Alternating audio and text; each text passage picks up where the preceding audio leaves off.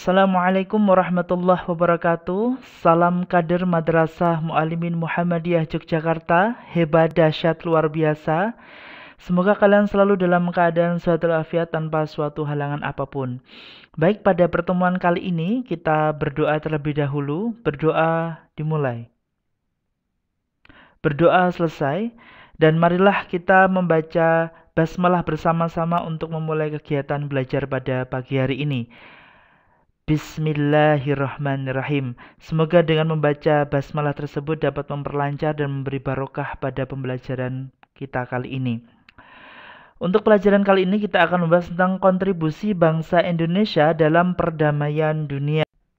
Dengan kompetensi dasar mengevaluasi peran bangsa Indonesia dalam perdamaian dunia antara lain seperti KAA, Misi Garuda, Deklarasi Juanda, Gerakan Non-Blok, OKI, dan Jakarta Informal Meeting.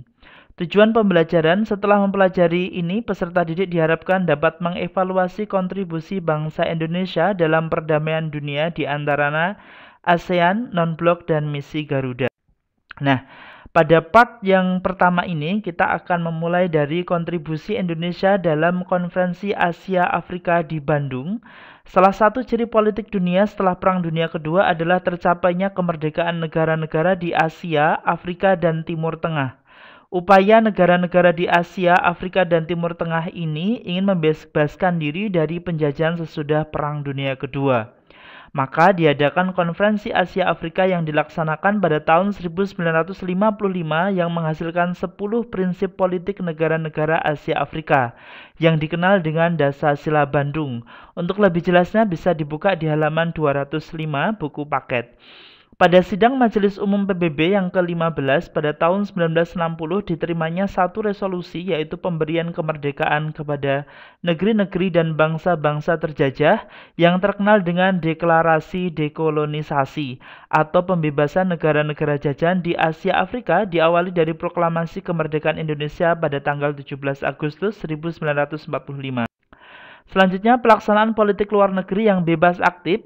Dasarnya adalah pada alinea pertama pembukaan Undang-Undang Dasar 1945 yang berbunyi ikut melaksanakan ketertiban dunia yang berdasarkan pada perdamaian abadi dan keadilan sosial, dan menjadi anggota PBB yang ke-60 pada tanggal 28 September 1950 di New York, Amerika Serikat.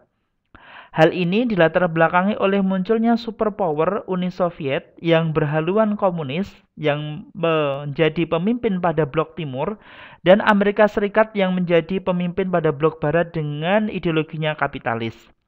Politik luar negeri bebas aktif merupakan bebas berkawan dengan berbagai blok, baik timur maupun barat, dan tetap aktif menjaga ketertiban dan perdamaian dunia.